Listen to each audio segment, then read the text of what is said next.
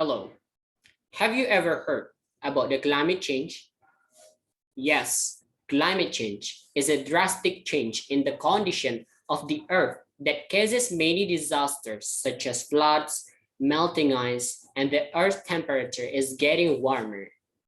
And do you even remember the results of the research that Jakarta will sink in 2050 or maybe sooner? Climate change is caused by an increase in the production of greenhouse gases resulting from human daily activities such as pollution from vehicles, the electricity consumption, and others. The climate change cannot be tolerated. The increase in carbon dioxide on the earth has caused major changes in our nature. One of them is the acidification of the seawater. The sea maybe look fine right now, but do we know that the ecosystem is under threat?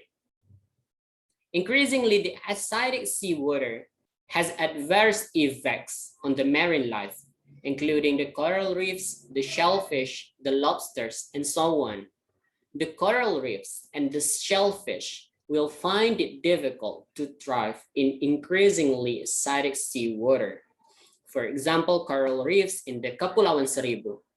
Over the years, they grow up in an increasingly unsupportive atmosphere. Indeed, they grow tall, but in more fragile conditions.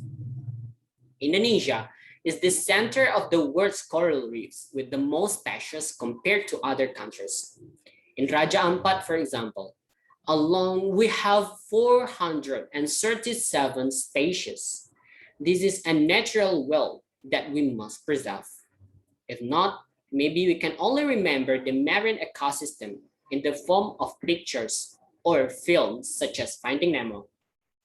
Of course, this will also have an impact on the balance of the ecosystem and domino effects it causes, including the food sector due to the decrease of the production and also the food sources, the decrease of whole quality due to one of the largest sources of the nutrition are from the marine ecosystem, urban planning that are increasingly threatened, which would be horrifying to imagine, so horrifying.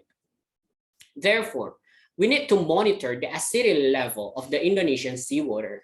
This data is needed to reduce the impact of the ocean acidification on coral reefs. Apart from taking measurements in the laboratory, there is a simple way we can find out. Yes, by monitoring the growth and the development of the coral reefs. This is because the coral reefs, which are the animals in symbiosis with these plants, grow by accumulating the calcium carbonate, which look like a chalk. From there, we can measure and find out the acidity level of the ocean from time to time. So the question right now is what we can do to prevent the ocean acidity. Yes, simple, is to protect the marine ecosystem. First, we can minimize the waste production so it is not dumped carelessly. Second, we can save the electricity usage in order to protect the atmosphere that causes the climate change that affects also the marine ecosystem.